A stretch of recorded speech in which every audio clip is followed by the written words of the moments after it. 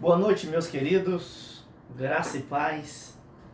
Mais uma aula da nossa série O que Precisamos Saber, e desta vez estamos justamente falando daquilo que precisamos saber sobre a doutrina da eleição. Muito bem. O que nós já vimos até aqui? Então, na primeira aula, nós vimos que a doutrina da eleição, ela é bíblica. Ela está em toda a Bíblia, ok? De modo que não se pode tirar a doutrina da eleição da Bíblia. Em segundo lugar, ou na segunda aula, nós vimos o significado do termo da palavra eleição. Então, o que significa essa palavra? Depois, nós vimos também, a terceira coisa, que os vários sentidos que a Bíblia emprega o termo eleição. E vimos que nem sempre a palavra eleição tem o mesmo sentido na Bíblia. É por isso que você precisa examinar o texto dentro do seu contexto. Em quarto lugar, nós vimos que a eleição é um daqueles assuntos difíceis de se entender completamente, como é o caso, por exemplo, da doutrina da Trindade, ok? Como é o caso, por exemplo, também das duas naturezas de Cristo. Em quinto lugar, nós vimos que a doutrina da eleição, ela é aceita, pregada, ensinada somente pelos reformados calvinistas. E foi por isso então que, em sexto lugar, eu disse que a doutrina da eleição não pode causar espanto em nós, não pode causar constrangimento, mas precisamos pregá-la. Não pode também, tampouco, causar em nós problemas, embaraço, rejeição, irritação, perturbação ou indignação, ok? Também vimos, em sétimo lugar, que não existe um só texto na Bíblia dizendo que a causa da perdição dos pecadores seja a eleição. E em oitavo lugar, nós vimos as bênçãos decorrentes da eleição. E em nono lugar, nós vimos que a eleição, ela não salva, porque ela não é o Salvador. Então, ela é apenas a marca para a salvação, ou assegura a salvação, porque em décimo lugar vimos que todos os eleitos para a salvação serão salvos. Em 11º lugar, nós vimos que a eleição é obra de Deus Pai, exclusivamente dele. Por isso, é ele que escolhe ou elege quem vai ser salvo. É ele que, em segundo lugar, que escolhe quem vai os salvar, ou quem será o salvador desses eleitos. E terceiro, é o Pai também que escolhe os meios pelos quais haverá de salvar os seus escolhidos. 12º lugar, nós vimos que a eleição tem a ver com a soberania de Deus e que Deus é livre para escolher quem ele quiser, porque a eleição é uma expressão da vontade livre e soberana de Deus. E na oitava aula, que foi a 13ª coisa, nós vimos que a eleição divina, meu querido, não depende de mérito, não depende de justiça, mas da graça e misericórdia de Deus Pai. É por isso que ninguém pode dizer que Deus é injusto quando ele elege alguns e outros não. Exatamente porque a eleição, ela é incondicional. Na aula passada, que foi o 14º lugar, ou a 14ª coisa que precisamos saber, nós vimos que a doutrina da eleição, ela nos traz segurança e certeza, exatamente porque a eleição está fundamentada na imutabilidade de Deus, de modo que a eleição não pode ser anulada ou revogada. Muito bem, e hoje nós chegamos na nossa 10ª lição, e eu quero mostrar para você nessa aula que os eleitos receberam um destino pré-estabelecido, que foram eleitos, mas também predestinados para, ou que a eleição tem propósitos, ok? Então, venha comigo nessa 10ª aula e vamos ver algumas coisas interessantes, ok? Muito bem, queridos. Então, a 15ª coisa que precisamos saber sobre a eleição e precisamos entender de fato e de verdade sobre a doutrina da eleição é que a eleição na Bíblia vem sempre acompanhada de finalidade, de destino, de propósito.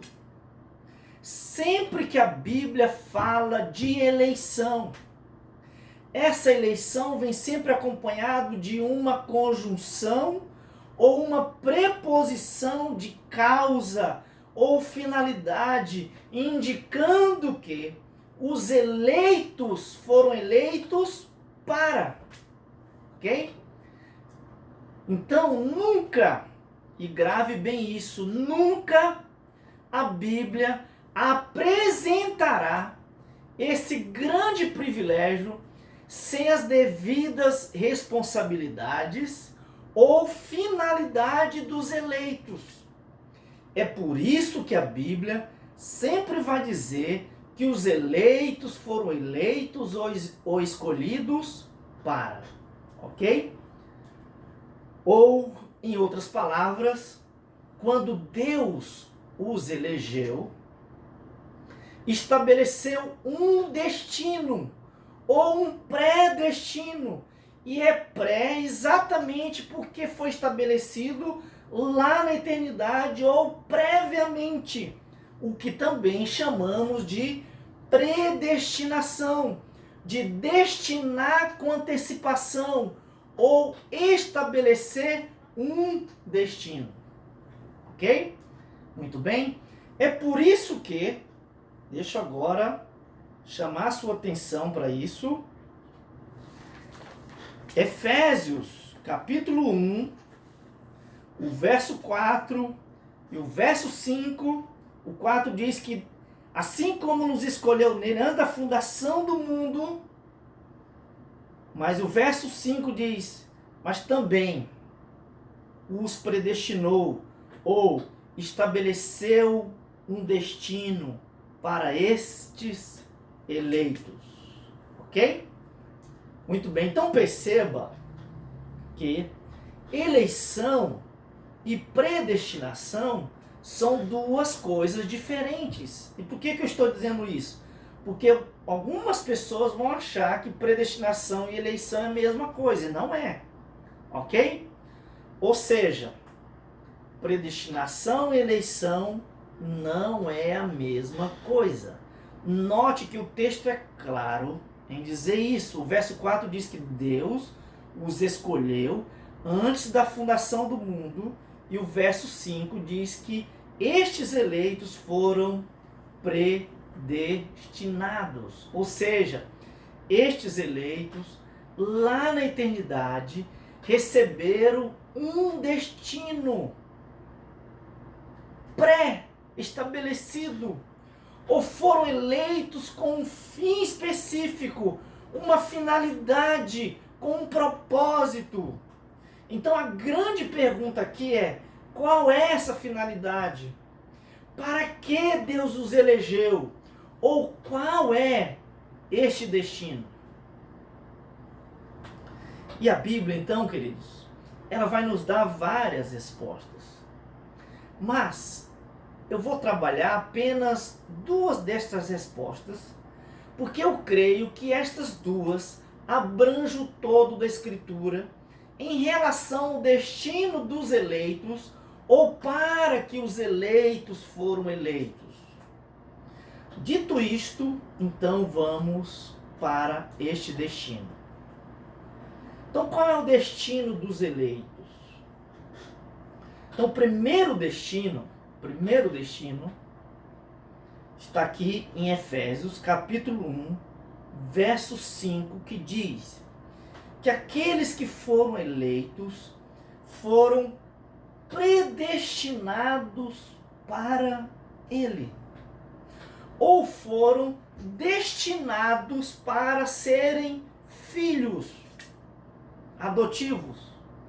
Em outras palavras, um dia, estes eleitos aqui, que foram eleitos antes da fundação do mundo, serão aceitos por Deus como filhos. Um dia, estes eleitos aqui, que foram eleitos antes da fundação do mundo, serão tratados como filhos, com todos os direitos e deveres de filhos. Um dia, eles serão tornados filhos adotivos. Um dia, eles farão parte da família de Deus. Ok? Um dia, queridos, estes eleitos aqui serão chamados para a comunhão com Deus.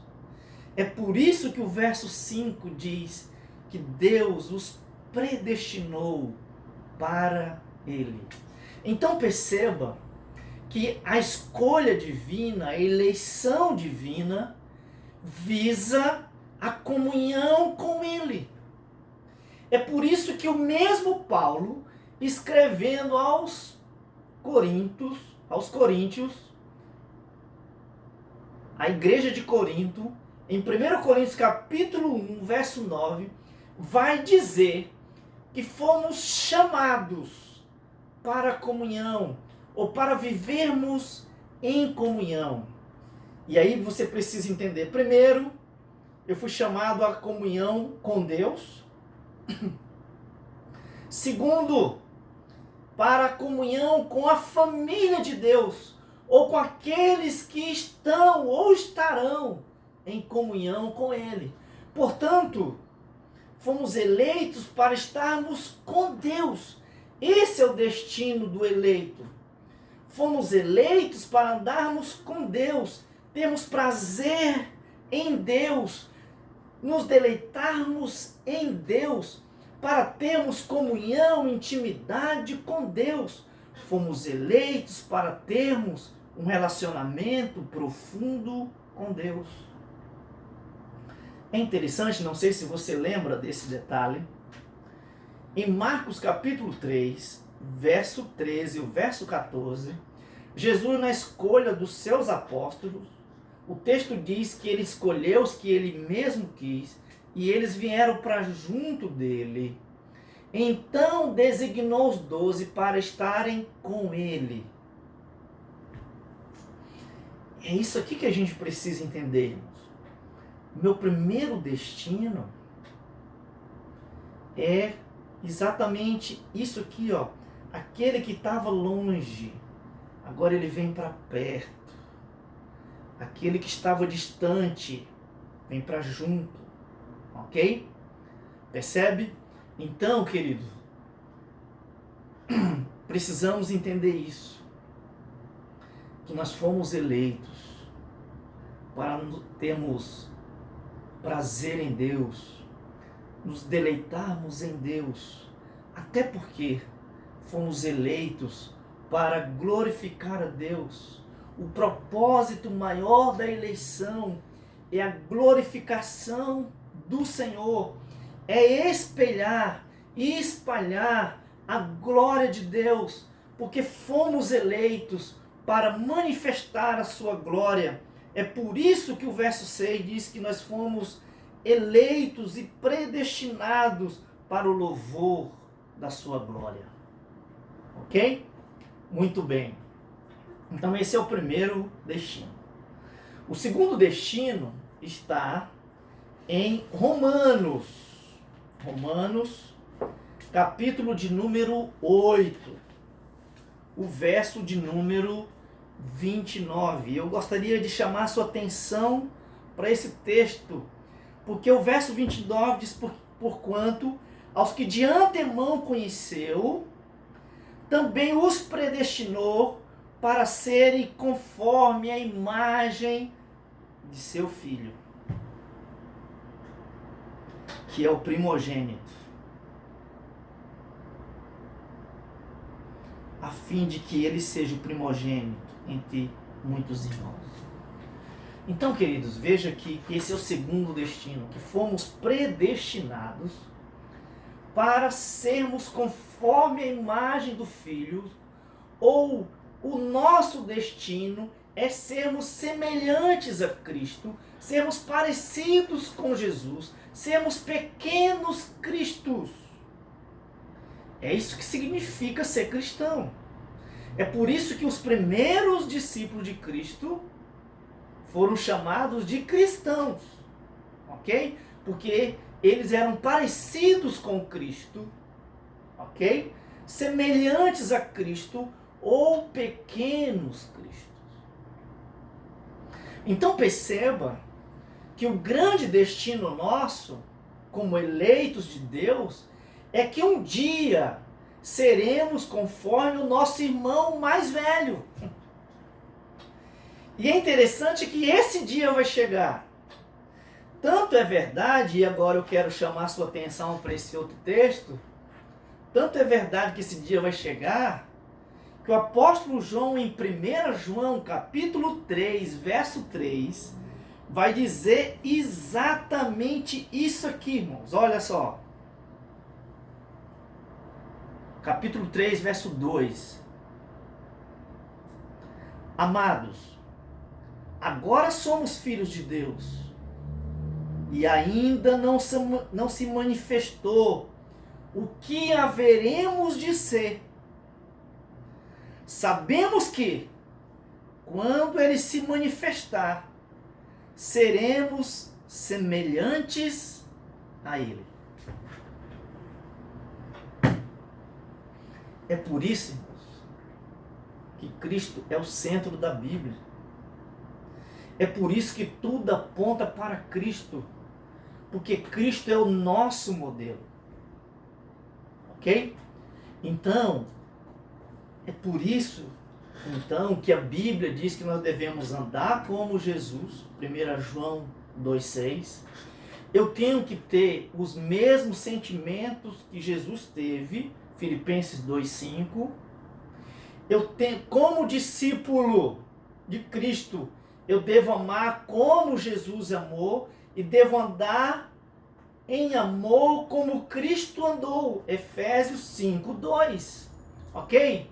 Eu devo viver uma vida de santidade, até porque Efésios 1:4 nos diz que Deus nos elegeu, nos escolheu para viver ou para termos uma vida santa, ou para sermos santos, irrepreensíveis perante Ele, para viver uma vida refletindo o caráter daquele que é santo.